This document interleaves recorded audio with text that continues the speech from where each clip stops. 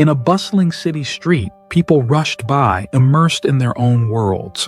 The honking of cars, the chatter of pedestrians, and the rhythmic tapping of shoes against the pavement filled the air. Amid the chaos, a well-dressed man, Thomas, moved with calm and deliberate purpose. To most, he seemed unremarkable, blending into the crowd. But to those who encountered him, he left an indelible impression. On this particular day, Thomas noticed an elderly woman struggling to carry her heavy shopping bags. She hesitated at the curb, looking for help but finding none. Her frail hands trembled under the weight as she shifted the bags from one hand to the other. With a warm smile, Thomas approached her and offered his assistance. Relieved, the woman accepted, and Thomas carried her bags to her car. As they walked, she shared snippets of her day, her voice lightening with each step. As they parted ways, her heartfelt gratitude was met with his gentle reassurance. To Thomas, it was a simple act, but to her, it was a moment of grace that brightened her day and gave her a renewed sense of connection. Later, in a cozy cafe, Thomas sat by the window, engrossed in a book as sunlight streamed in, casting golden patterns on the wooden table. The aroma of freshly brewed coffee and baked pastries filled the air. Suddenly, a young woman named Emily tripped, the contents of her cup splattering onto the floor near Thomas's table. Flustered and embarrassed, she apologized profusely, her cheeks flushing a deep pink. Setting his book aside, Thomas quickly grabbed napkins from his table and knelt to help her. It's all right, he said reassuringly. Accidents happen. Let's get this cleaned up. Emily, still visibly upset, looked at him gratefully. I'm so sorry to interrupt your peace, she said softly. Thomas smiled as they worked together to tidy the mess. No harm done, he said. I was just looking for an excuse to take a break from my book anyway. His light-hearted comment brought a small smile to Emily's face, easing her embarrassment. They shared a brief conversation about their favorite books before parting ways, her mood lifted by his kindness. Once again, Thomas's small act of generosity turned an awkward moment into a meaningful connection. In a busy train station later that afternoon, the scene was one of organized chaos. Commuters hurried past, their faces a blur of focus and fatigue.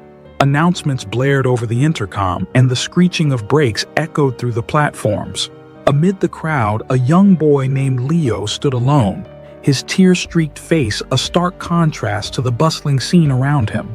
He clutched his backpack tightly, his small frame trembling with each sob.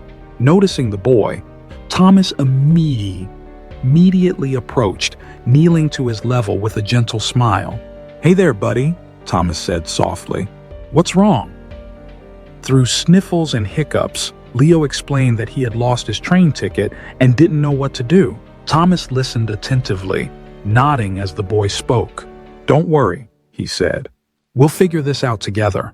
Thomas walked Leo to the ticket counter, purchased a new ticket without hesitation, and stayed with him until his mother arrived, her face a mixture of worry and relief. She hugged Leo tightly before turning to Thomas, her eyes welling with gratitude. I don't know how to thank you, she said. You've been a lifesaver. Thomas smiled warmly. I'm just glad I could help, he replied, his tone humble and sincere.